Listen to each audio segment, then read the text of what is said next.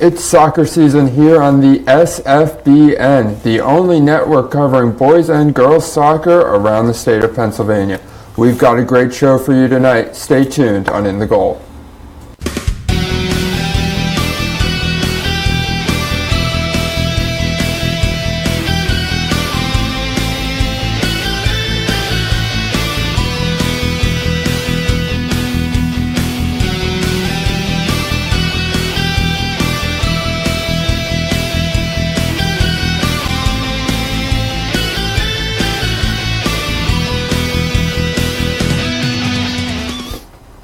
Welcome to In the Goal. I'm your host, Stephen Schreiber, and I'm joined as always by my good friends, Kapp and Ryan Haney. Fellas, how you doing tonight? Well, we're here talking about soccer. Yeah. I'm in heaven. That's good to hear. I couldn't agree more. We're here talking about soccer and high school season. Let's get started. Yeah, well, we might as well jump right in. We're going to start in the Suburban 1 standings, and we're going to start with the National Division or Conference. And they're led by Council Rock North at 6-0. And then there's a bit of a clutter right behind them with Abington at 3-2, Pennsbury 3-2, Bensalem 2-3, Council Rock South 2-3, and Neshaminy 2-3. And then Harry S. Truman is sort of lagging behind at 0-5. But I mean, there's a lot of competitions for spots 2 through 6, a game separating all of these teams. What do you think will be able to allow a team to separate itself in the national division? Well, like you said, Council Rock North is on top, 6-0. All these other teams are packed in together, and they're obviously all going to play each other back and forth, so somebody's going to have to step out of this. It's just circumstances prevailing. I mean, who's injured and who's not, who has injured players, right, and who doesn't, that type of thing, who has a good day and who doesn't, because they're all very evenly placed right here. Abington, Pennsbury, Bensalem, as you mentioned, and CR South, all in the thick of it. Yep. That's the national division. Yeah, what sticks out to me more, if you look at their overall record, Council Rock North, they're 6-4, and they're coming in. They lost to Holy Ghost yesterday, so they must be playing a tough out-of-conference schedule, right? And it's helping them in their in-conference meetings. Be 6-0 against these teams. These are some quality teams. Abington usually puts up a good fight. Pennsbury, Bensalem. Again, this is a straight District 1 battles, and they fight hard. And it's funny, we have Council Rock North later in the season on our schedule, so I'm looking forward to that matchup, playing them. Right. Well, moving on into the Continental Division, Central Bucks West is leading it at 5-1, and then there's a little bit of clutter down in there. Kapp, what teams have stuck out to you so far? Well, obviously CB West has gone 5-1. Their only loss, as far as I know, is to Hatboro Horsham. Yep. And that was a game where the Hatters scored 3 goals in the final 10 minutes to stun CB West. Nick Hatzenbeller had a hat trick, including the game winner, with 2 minutes left in the game on a breakaway. Right. And that must have been shocking to score 3 goals in the last 10 minutes. That's their out-of-conference loss. That's an out-of-conference, yes. They do have one in conference. They lost to, they did lose to East. Yeah. 1-0. About a week ago? Yeah, I believe you're right on that. Tough loss, which is I think they scored late, if I'm not mistaken, from East, and it's another tough. I mean, it's a very close game. They're very close parameters, but West's having a great season so far. I mean, and East is right behind them, 4-2 in conference.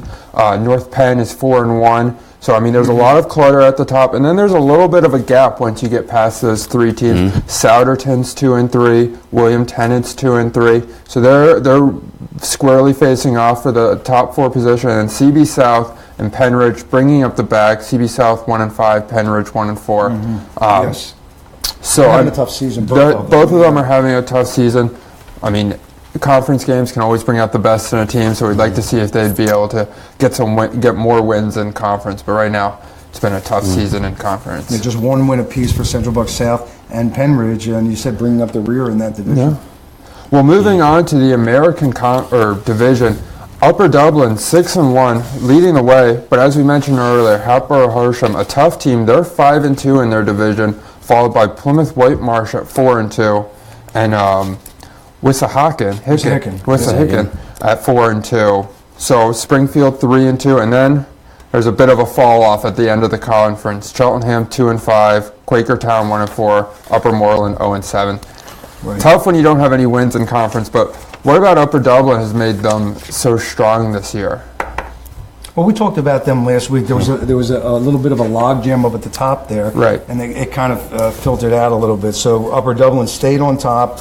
They have a squad of really good players Right. at every position. They're strong on offense and equally as good on defense. Now Springfield Monco has dropped 3-2, I think it is, whereas Wissahickon, Plymouth White Marsh, and Hatboro Horsemen are now all tied up at the top there Right. for 2. So Springfield Monco dropped a little bit, and as you mentioned, Upper Moreland without a victory so far. Now, in the past, they've had good teams. I remember my teammate from high school, John Knibe, was there. I don't know if you knew John, but he was the coach, and he was a really good coach, and they had a good program. But they have gone without a win this season. Yeah, I mean, it's a tough way to start a season. I mean, being 0-7 pretty much guarantees where you're going to finish in the conference. It'd be hard to rebound from that, very difficult, especially with this much time left in the season. But we're going to move on to the Philadelphia Catholic League. Okay. Of course, we're all very familiar with that. And at the top is LaSalle and Roman, two very strong programs, two teams that haven't lost a game yet, both 6-0.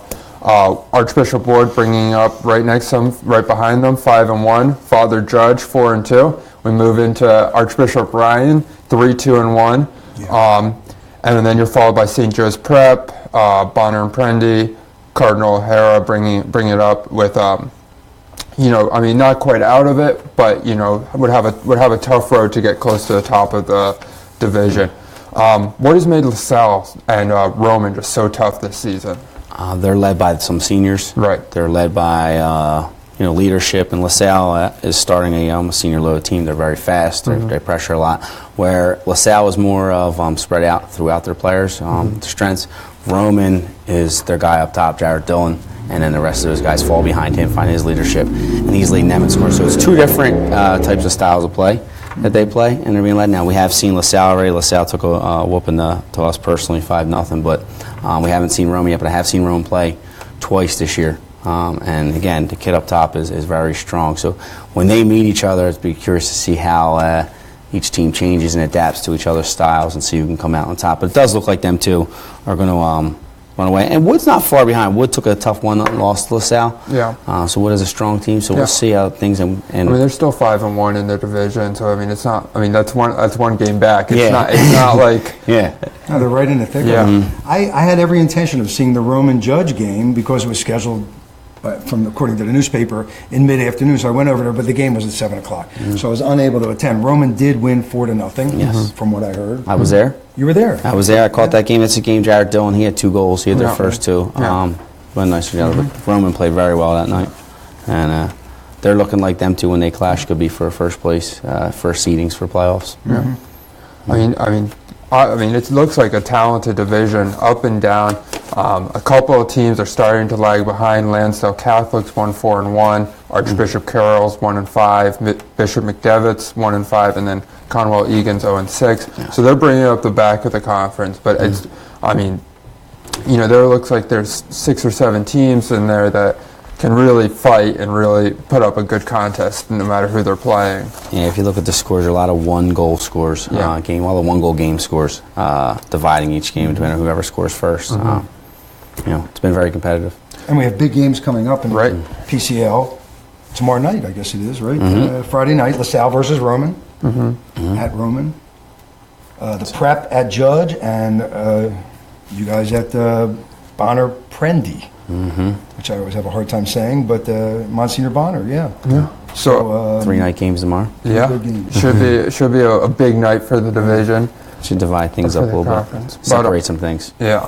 Well, we're going to move on to the team that was formerly number 1 in the nation, Conestoga. They took they're not number 1 anymore. I believe they tied, if I'm not mistaken. Yes, and with how competitive it is in the Fab 50 poll, one tie sends you down to 7th place. No loss. I mean, it's not a loss. They're not. They're not out of the top 10 in the nation in the Fab 50 poll. But we don't have the number 1 boys team anymore. What did you see the? I was at the subsequent game, the game after. Right, Conestoga versus Strathaven. Yeah, exactly. The tie was in a out-of-league game to Right. an Interact team, which is the Haverford High School, very highly rated also. Team that we mentioned before a couple of weeks ago cannot play in the PIAA, but very tough team. Right. They took it was a 2-2 tie up against 2-2 tie, Haverford. right. And that dropped Conestoga from number 1 in the nation on the Fab 50 to number 7. Yes, they In the are. nation. Yeah, I mean, still of one tie, Yeah, yeah. I mean that's incredible. Against a strong team. Yeah, I mean, it just shows the strength of soccer around the country when Yeah. a tie takes you from first to outside the top 5. But so what happened in the Conestoga I was going to just Stratford add game? one more thing. So interestingly enough, St. Benedict's is now number 1 in the nation. Right. Wow. And that's a team that Holy Ghost Prep will be playing, I believe, late in this season. They are very So- familiar with the top St. Benedict's. Yes, St. Benedict's out of New Jersey, right? Anyway, so I went to the Conestoga game, and it was even for a very short time, and then Conestoga just poured it on. They are a juggernaut. They're every single position has speed, strength, and size. Right. The goalkeeper is a kid named Smith who comes from a family of Division I athletes. So there's 6 cousins that are all Division I athletes or potential Division I athletes, all first cousins. He's a big, strong kid, and he has let up very few goals this season. Right in front of him is a very big kid named Michael McCarthy, which is a sweeper type guy, an oversized guy, and he is he doesn't let anything through. He's between McCarthy and Smith, it's pretty much impenetrable for other teams. So the score ended up 4-0. Right. It could have been a lot worse, but it ended up 4-0, and it was a pretty easy victory for Conestoga, and they impressed. They were very Very good. What about? I mean, just a strong overall team performance. everything. They pretty much have everything. Their passing game is just perfect. It's so crisp. Every ball goes right to a foot, Right. or right to a trap, and it's just they're fundamentally sound. They do everything just right. They move very quickly. They react quickly. The ball's played, and everybody moves. And it's kind of like the sum of the parts is greater than the whole. Right. I mean, you understand why they were number 1 in the nation. They very clearly. After I saw them, I clearly understood them. Yeah. And the coach Zimmerman is really involved, and he is in charge of everything and gets it done. That's the way a coach should be. Should be involved in the game. Yep. But moving on to Franklin Town Charter versus New Foundations. Charter came away with the win 3-1. What can you tell me about that game? Okay, so I went to that game because I didn't get to see the Judge Roman game. Right. That was a different time. So it's 2 miles away. I rode down to a vote rec, and I got to see a public league game. Yeah. FTC is a public league school. It's a charter school. They played New Foundations, which is a charter school in the Penn Jersey League. Okay. A little bit of a mismatch. I mean, it was evenly played for a while, and it ended up 3-1. FTC just recently was able to obtain a transfer from Roman, and he's in a charter school, so he was able to play right away, and he scored the final goal. He's a midfielder, a center mid, and a big, strong kid. And when I first saw him, the kid's name is Colin Maggi. I didn't think he really had the quickness to play, but he surprised me, and he has a high skill level and a lot of quickness. So it was a pretty impressive win for an out-of-league game for a mid-level to maybe possibly upper-level boys public team. And that's that game right there. Yeah. Well, we're gonna move a little closer to home. The Ryan versus Archbishop Ryan versus St. Joe Prep. It was a 2-2 tie. Yes. I mean, I know there was some controversy at the end. I couldn't attend myself. I had some work to do, but I was there. Throughout the game, of course you were. I mean, you're the coach. You got it. I would hope you'd be there. I mean, we'd have some issues if you weren't. And I was there. If both of you, so I think we have plenty of people to talk about the game here. What happened in the game? I mean, the game started off quick with St. Joe Prep getting a nice chance early. Right. We got a goal late. As you see here, we played a free kick here to Christian Shoemaker. There we go. He swings across into the box. As you see here, boom, wins it. This is where we lost the kid there. He takes a shot, and then Will Stackhouse there finishing the ball off. The ever-present Will Stackhouse. Yeah. And Kapp, you wanted to talk about him. Well, he really impressed me. I saw him once before, but he's intense, Coach. Yes. As you see here, this is how they're the tying goal to make it 1-1. It creates St. Joe gets a build up out of the back as they slip it through. Number 10 gives a nice ball to Aiden there. He gives a great switch through there. Number 8's in. Was he off? Nah, he was on sides. It was a great ball behind the back. He runs it. That goalie got off the line a little bit late, but the kid number 8, he does a great job to stay with the play and then finish the ball with the outside of his foot. Yeah, I mean, it's two pretty plays. Nice passing. And now, wait till you see this. This is Georgie Montague on a run here from our own backfield. This is the puts us up 2-1. We think this is going to be the game winner. That's tremendous effort to take it. He's got 2 or 3 guys. It's a nice goal right there. So impressive. A lot of work by him. Yeah, I mean, that's a great finish. A lot of strong work. He scored a goal like that last year to beat them in overtime. Yeah, and here comes the tying goal by Prep. You were there. It's late in the game. This is less than a minute left in play. You see, they play a ball across the box.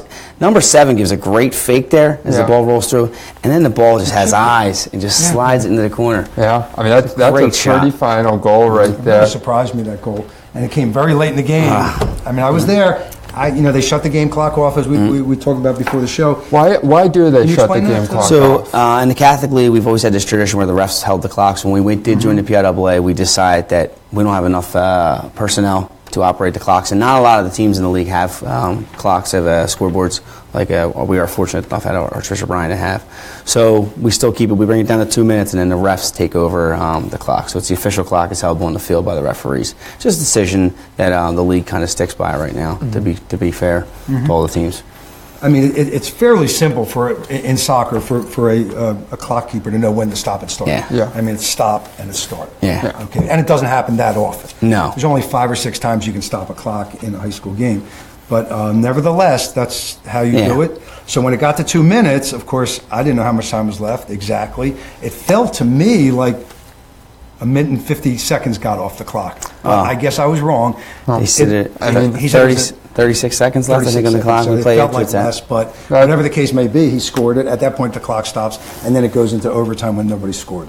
Yeah, I mean that's a tough way to lose right there, or to tie. But I mean, lose. I mean, not losing. Allowing a goal on the. I mean, that was a very nice goal. We're on a high to a low to a high low, and again, when they come off the field as a coach, you're quick to rebound because we don't want to lose the game. Right. Like you said, I mean, it felt like a loss at that point, and we could be as easy to let up a goal in the first 2 minutes on adrenaline or things like that. So when we're talking to guys or regrouping, and we suffered a big injury with Jeremy Madrid on the first goal.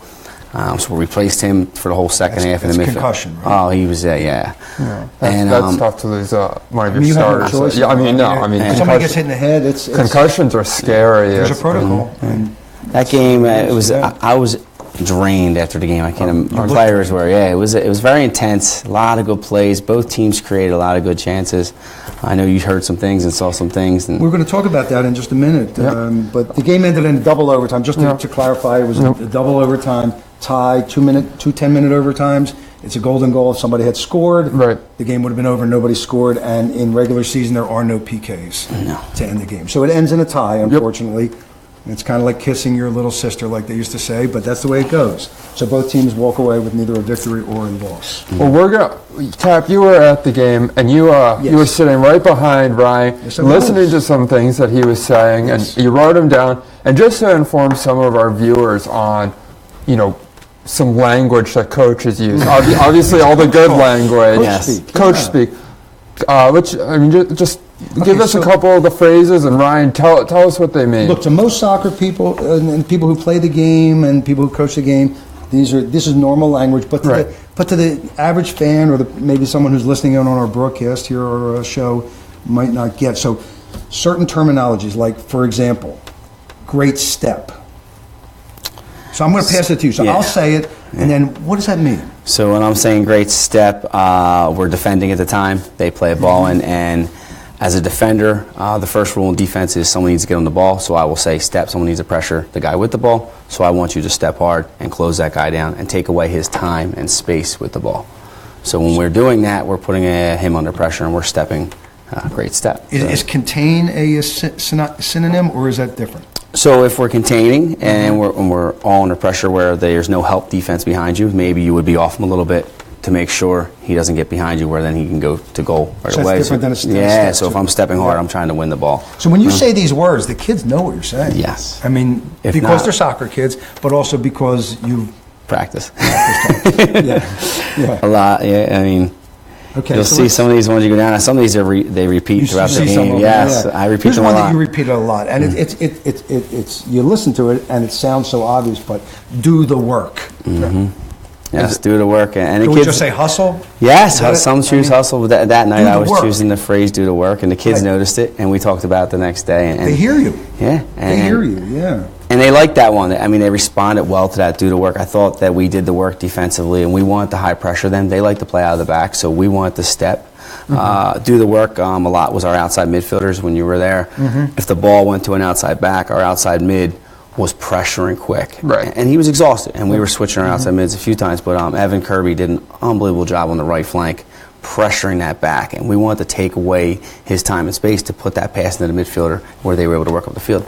And on their first goal, they were able to break our defense. Right. It worked, but I thought we created chances from the pressure in our final third with the ball. Well, we have time for one more, and I'm just going to say, what does take the outside away? I mean, is that referring to the outside of the field, or taking their outside foot away, or? So as that's going on, the midfielder's pressuring their Right. back. He's leaving his midfielder open. Okay. So what I want him to do is take the outside away, make him So go body-wise, Yeah. you want his body language. So when he approaches the ball, he's going at the ball at an angle where the defender, he wants to put him towards the middle of the field. Okay. And that's where our midfielders are coming, because we're playing with 5 midfielders at the time. So that's what that means, is I'm in the zone of saying these phrases. Look at all that goes into, I mean, just the communication between coach and players and all the practice and all the drilling that the average fan or parent might not even be aware Oh, of. it's a very There's a lot involved. A lot of adrenaline, a lot of rushes. Again, for the players and the coaches and the referees, the officiating. There's a lot of things going on out there that, if you come out and enjoy a game. Yep. Well, we're going to move on to Northeast High School. Kapp, you were telling me about this team. You showed up to one of their games. You were a little late, and the game, no one's playing. Game's over. Yeah, it was kind of And, weird. you know what happened? So I saw it in the newspaper. It said the game starts at 3:30. Yeah. I had a little business I had to take care of, so I figured, well, I'll get there for the second half or so, So I get there about 4:15, and I see the referee walking out of the stadium. And he's an old friend of mine. I said, where you going? What happened? He says, well, basically, we kind of cut the game short because the opposing team was not in the game. It was 12-0. Wow.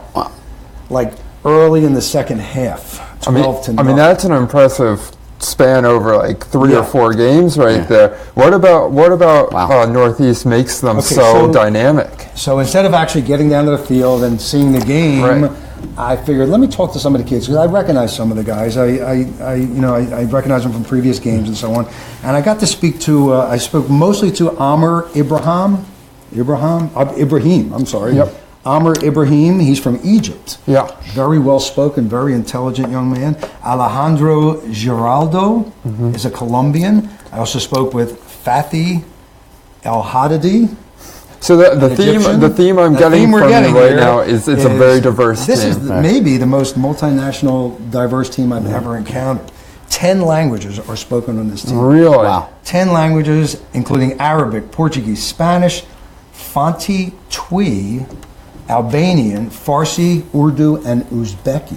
That is quite a few languages. But what they all have in common is that they all speak English That to a helps. certain degree, not perfect English. Some of them are better than others, but they can all communicate with each other. And from what the boys were telling me, they all get along and they play very well together. Now they've had a great season so far. They've lost 2 games, 1 to you. What was the score? Was it 1-0? 1-0. 1-0, right? And Will they lost. Stackhouse scored in the 22nd minute. Okay, and then they also lost to LaSalle 2-1, which we spoke about a couple of weeks ago. Yeah. They had a lead with 20 minutes left in the game. Yeah. They were missing players, according to the boys. They were missing players in both of those games. Okay. Now, according to them, they were missing 4 guys for your game and 3 guys for the LaSalle game, all injured. Yeah. So what they're saying is we have a pretty darn good team. And they were really, they were excited to talk to me, and it was fun to talk to them. So they all get along. I spoke to Andre Cunha, the Brazilian, Atu, the Ghanaian, Sadiki Fofana from Liberia. It was fun to talk to these guys.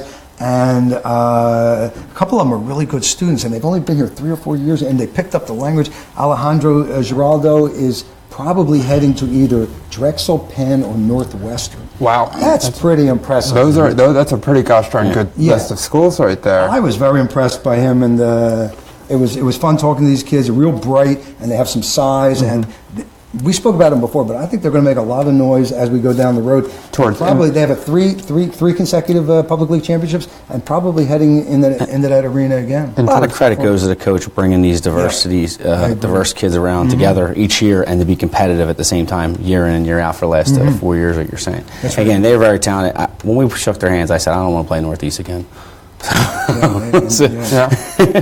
They are tough, and again, they were missing players, so they were excited about their season. And there's 12 seniors, 10 returnees, so it's their year. Yeah, we're going to move on to a little bit of a sad story, or not a sad story, but just a story you don't really like to hear. Upper Darby had to forfeit two of their wins already in the season because of two ineligible players. The coach, Bob Denny, when he found out, reported this to the PIAA, kicked the kids off the team. But, I mean, you hate to see that. So they're ruining the season for everybody else on the team. PIAA has some very strict rules in regard to eligibility. Eligibility being consisting of age, grades, and neighborhood that you live in some cases. Is that right? Yes. I mean, you have to live with it, obviously. You have an AD, but there's something you're aware of. International, whether or not they're eligible, depending on how many years they play varsity sports, and their grades is a huge factor. They do check in even in the fall season. The reports, there's midterm grades that need to be reported, and kids can't have a certain amount of failures to be eligible to play athletics. I mean, it's surprisingly liberal. I mean, you can get all C's or all D's and still play. Am I right? It's not. It's just straight, but there's a guideline. The Catholic League, some of the Catholic schools have a little tighter rules that go above the PIAA, which we abide by. I think we can have no less than 2 failures. I think the PIAA is 3. I'm not sure, but it's something like that. In my opinion, there should never be a failure in school. What was the issue with the kids? Were they We don't know. The Philly.com provided us with the information, and they just said the 2 players were ineligible. They had misrepresented their eligibility to head coach Bob Denny. That's coming straight from the Philly.com. Could be age. Could be age. I mean, you can't be 19 before the preceding June 30th. Is that correct? That's correct. Okay. Well, it could be. So it could be age, it could be grades, it could be a number of things. Whatever it was, they represented themselves incorrectly, and the team suffered 2 losses where they had 2 victories. Right. And you hope they can rebound. Upper Darby, it's still a lot of time left in the season. Hopefully they can rebound and get things together and be competitive and save what's left in the season for the end of the playoff stuff coming. Hopefully. We're going to move out to District 11. Got some, just looking through the standings here right now. I mean, Williams Valley is leading the way of the 1A. 7-2, followed by Notre Dame. Moravian County or Academy, Moravian Academy. Yeah. So those 2 teams really strong. But the team that really stuck out to me on the boys' side is Notre Dame of Green Pond, leading the 2A division or conference. They're 12-0. They haven't lost a game yet in their conference, and that's just incredibly impressive to me right now. We haven't had a chance to get up to District 11 much. It's the one right above us. Yeah. Here we've been covering mostly southeastern Pennsylvania, and a little bit out towards the west with some of the girls programs, but they're right above us, and traditionally strong soccer up in District 11. So somebody who's 12-0, Notre Dame of Green Pond. Yep. It's a funny name for a school. But, it is. A 2A school. They are undefeated. It looks like their conference is made of all 2A schools, which they could be the bigger fish in that pond. I'd like to see them play some of these bigger schools, see how they do compete competitive-wise. Leading the 3A division is another 12-0 team, Northwestern Lehigh.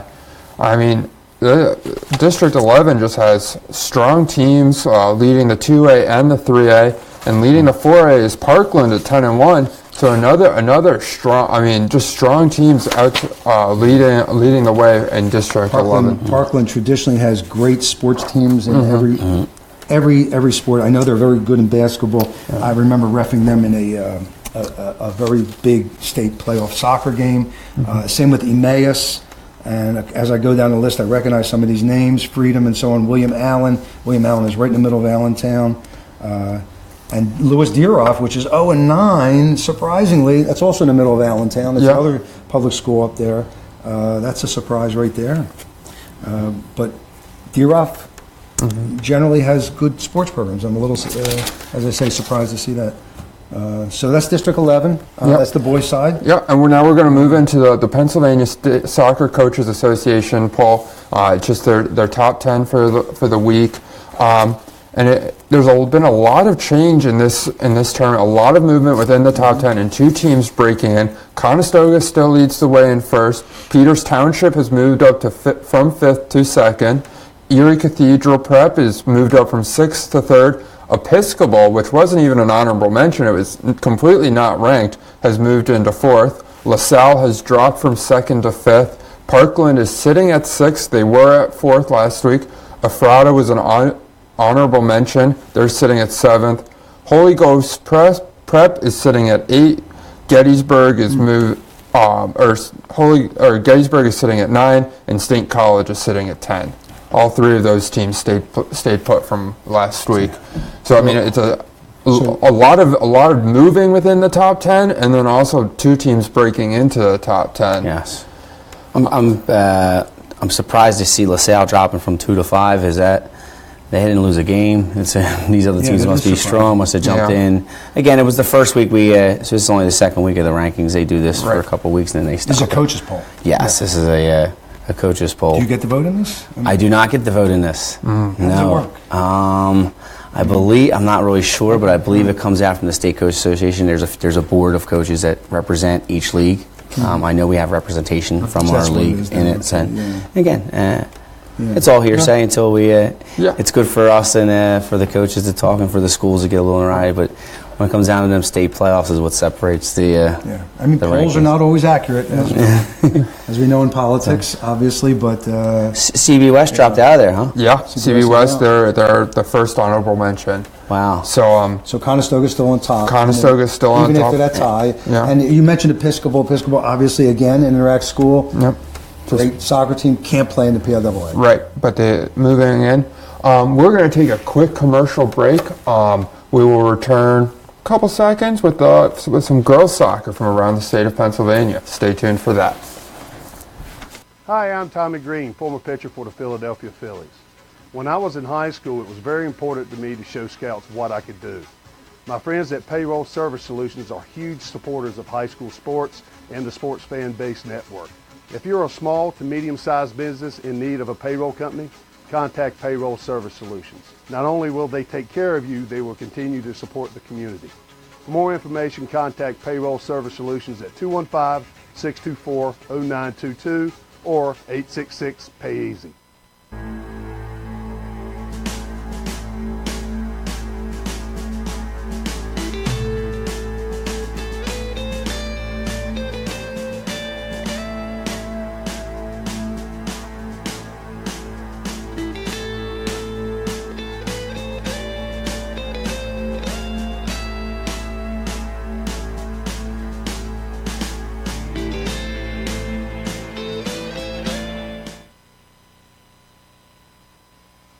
Hi, I'm Marty Bystrom, former pitcher for the Philadelphia Phillies.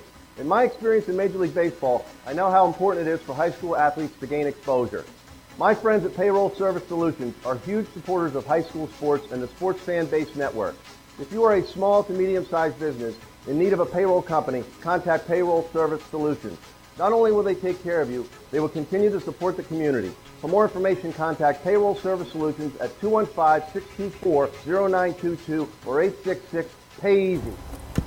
Welcome back to In the Goal. I'm your host, Stephen Schreiber, joined by Jack, Kapp, Ryan, Haney, and we're going to start with the girls. And a team that is really making some waves is East Pennsboro. They're 10-0 right now, and they're chasing the three-time defending champ Trinity. And I mean, strong teams out there. What can you tell me about them? Well, we sent our reporter, L. Kapp, my brother, Larry Kapp, out to interview Terry Mull. And she is the head coach of the three-time consecutive state champions at Trinity. So he said, look, you're the state champions. You're the defending champions. Is there extra pressure? She said, yes. Players can become anxious because of expectations. That's obvious. The players are, they have to live up to what the girls did before them. That's hard to do, especially if you have a sister on the team and so on. Every team brings an A game against them. They get extra physical with them. There's a target on their back, and it's a huge target. And the Mid-Penn Central Capital Division is tougher this year. So it makes it, a challenge for these young ladies to meet up with what's been done in the past. The makeup of the team, they lost 8 seniors, 4 significant starters. They have 3 young senior starters, 1 coming back from a broken leg. Wow. In 2016. 3 juniors, 4 sophomores, 1 freshman, and they're just learning how to score now and play as a team. The 2 losses early this year, East Pennsboro, which is 10-0, and I think they're the team that has not been scored on. Am I correct? I think. I'm not sure. I could be wrong about that. But the second game against East Pennsboro is October 12th. So that's a possible couple weeks away. Revenge game, and the coach says it's going to be a tough game. And this is the interesting part. Her son, who used to be an assistant coach for her for 2 years, is now an assistant coach over at East Pennsboro. Right. Wow. So there's a little bit of a family thing going on back and forth there. And he knows how mom coaches, and he knows how they play and so on. And he's probably helping his own team in that sense. Can you make a run at 4 in a row? It's never been done in soccer. Yeah. It's been done once in basketball back in the 80s. Well, we'll see if they're able to do it this year. Moving from your brother's interview to your interview of the with the young ladies of FTC, Franklintown Charter. Yeah. What did they have to? You said they ambushed you a little. Me. Well, what did they have to say to you? I had my camera. I had my the big lamp. Oh yeah. I had the clipboard. Everyone wants to go talk to that person. Who are you? And I said, well, I'm from SFBN and so on, and they kind of surrounded me and said, oh, we're so good, you should talk to us. And that's fine. I mean, they are good. Yeah. Now, are they the top team in the public league? They're always up there. It's either Central, FTC, or Northeast, and PAX probably in the second tier. So the top player is Reagan Kennedy. Isn't that an interesting name? It's great. That's it. Politically speaking, Yeah. Reagan Kennedy. That's she swore that was her real name. I guess it is. She's a junior. She's a striker. She had 23 goals as a sophomore. Wow. She was an all, let's see what they call it here, all Southeastern Pennsylvania player, and also player of the year for the Northeast Times. And she showed me the pictures of her award. She was very proud. Do you know her? Do you know who I'm talking about? Obviously, I didn't coach the girls last year, so That's I was out right. of it a You're 2 little years bit. out. That's But right. I do have a relationship with Coach O'Donnell. We've competed against each other in games, and she does a great job there. Yes, she does. If she's scoring that many goals in that league, in that competition as a sophomore, I mean, the sky's the limit for her down Something the road. special is there. Her numbers will be, if not the same, more this year as a junior. Franklintown is always a competitor in the public league. And I give a lot of credit to Brianna O'Donnell because I have reffed her games and I've broadcast her games. We spoke about her before, but I mean, fundamentally speaking, she really is sound. Did you have an opportunity to speak with her? Yes. Okay, Not recently. No. Oh, okay. That's one of the things. The girls took my number down and they said they'll text the coach. Okay. So they're texting the coach, and what I said in the text is, tell coach to call me. I'd like to talk to her. Well, I'm waiting for a phone call, Miss Brianna O'Donnell. So let us know, and we'll be glad to talk to you about your team. Well, we're going to move on to the onto the PCL, the Philadelphia Catholic League standings, and they're led. They are led by Lansdale Catholic 6-0-1, Archbishop Ryan right hot on their tails 5-0-1, St. Hubert's tied with Ryan at 5-0-1, and then Cardinal O'Hara 4-0-2, Archbishop Wood 4-3, Little Flower 4-3. And those are really the teams that are competing at the top. Yes. Archbishop Carroll, Conwell Egan, John Hallahan, Bonner Prendy. Teams that are more competing within each other, middle back of the pack. But I mean, just some strong play at the top of the conference. Clearly the top 4. Yeah. With Ryan and Lansdale Catholic and the Bambies of St. Hubert's. And is Cardinal O'Hara a surprise? Yes, they're having a very good year. It's Cardinal O'Hara. I talked to his coach when we played the boys the other day, and he's very excited about seeing he's got a young team. He starts a few freshmen. He's doing a great job there, and they're competing at a good level. I just got word Ryan played Carroll today. They got the win, 6-0 win at Carroll. Archbishop Ryan's. I had that to ask you. So they're tied at the top of the standing, 6-0-1. Yes. I did see them play Lansdale. I saw the Lansdale-Ryan game, the girls, and that was a great game. It was 1-1 tie. Yeah. I was at the game. I think we're going to get into it a little bit later in the show, the Wood-Ryan game. Yep, that will be coming up very soon. But we're going to move into the Suburban 1 standings before we get into our recap.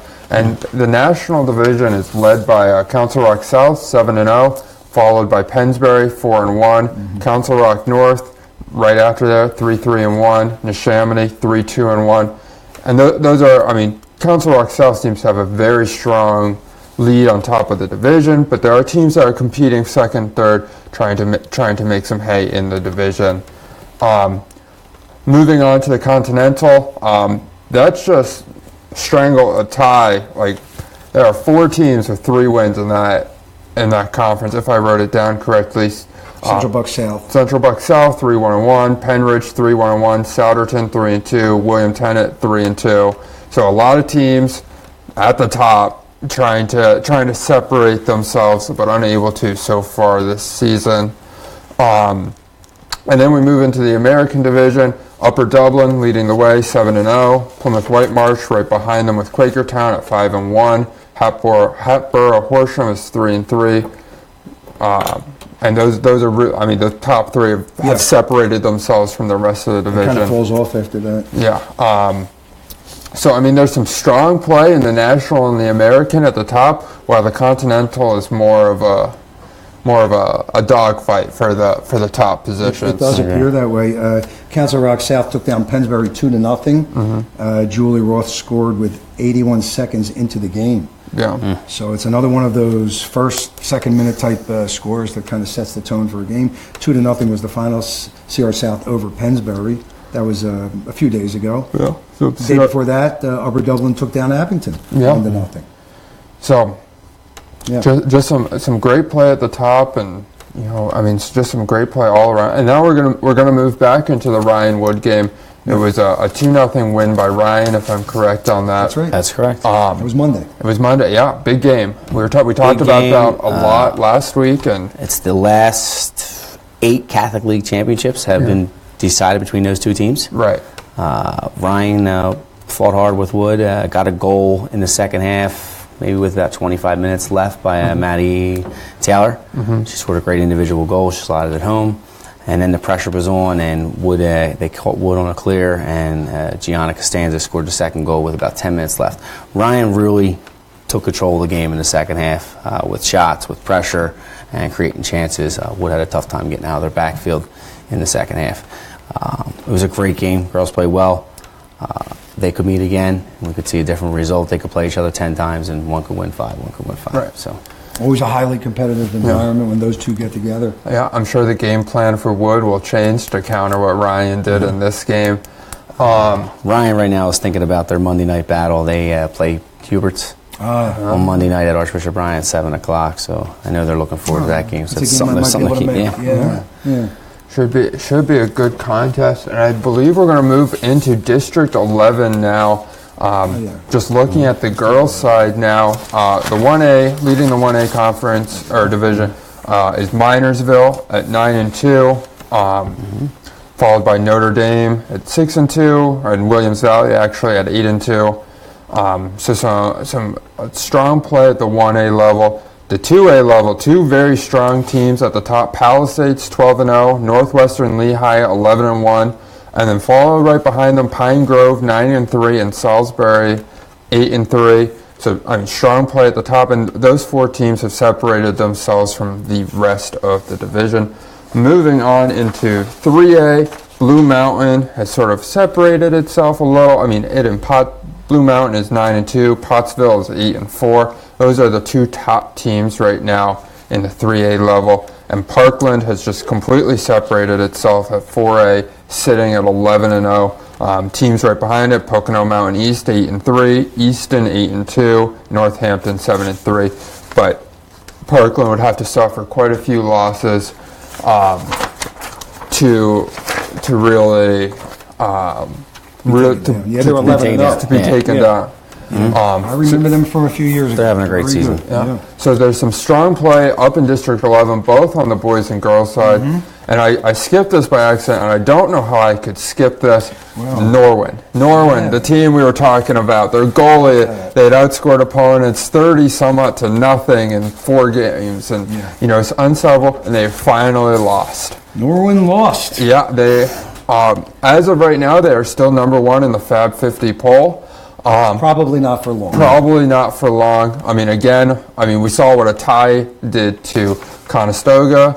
Norwin will probably drop, but since they've been so strong, I wouldn't imagine it would be a far drop. They're a very talented team.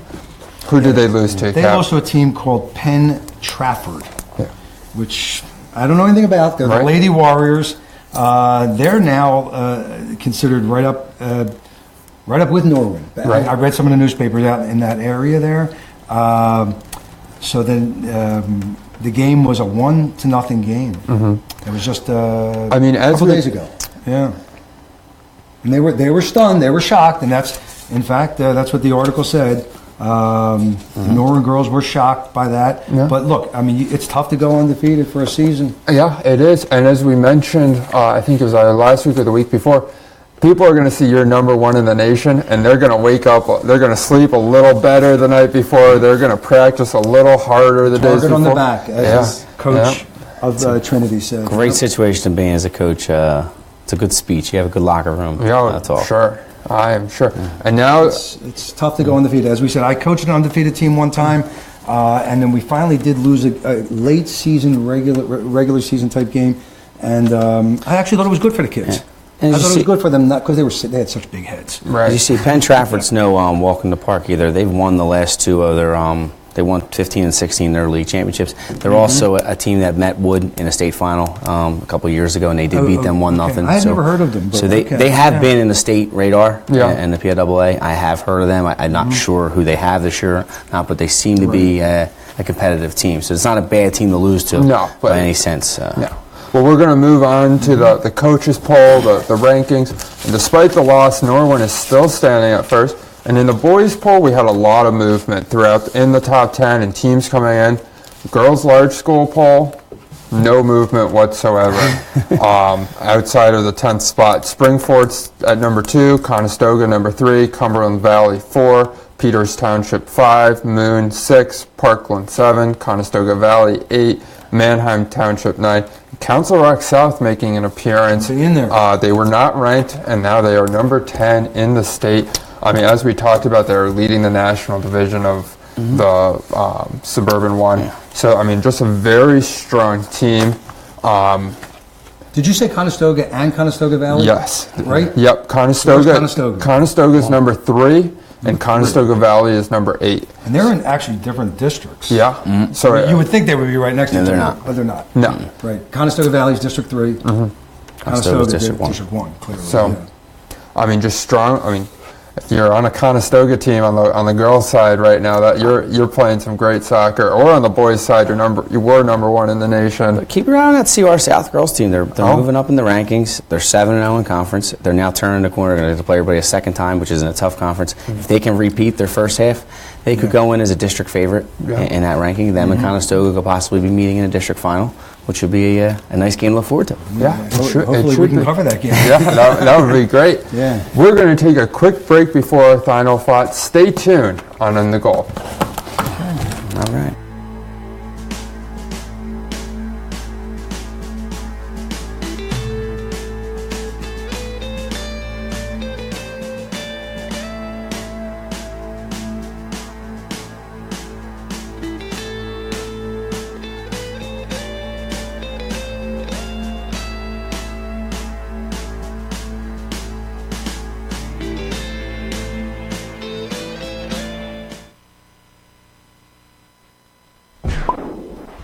Hey, you. Who, me? Yes, you. You like pro sports? Yeah, You like college sports? of course. You like high school sports? I guess. Maybe you just don't know much about them. Hey, voice in the sky. Huh? Where can I go to learn more about Philadelphia area high school athletics?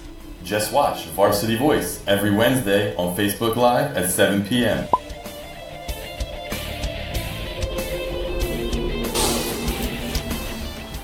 Welcome back to In the Goal.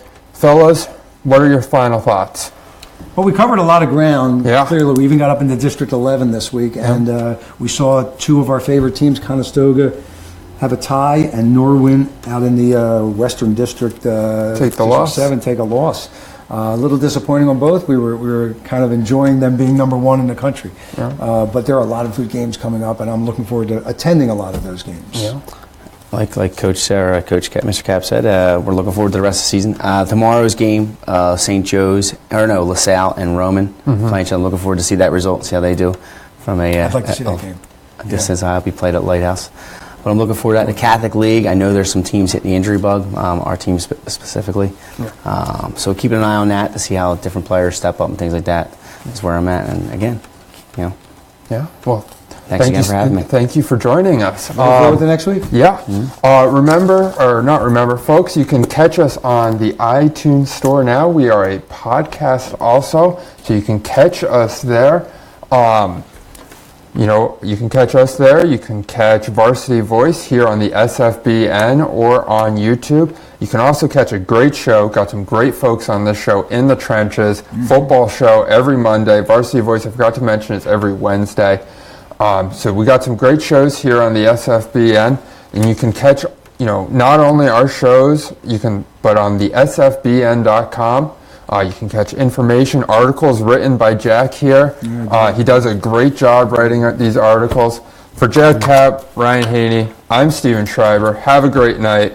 Catch some soccer as much as you possibly can.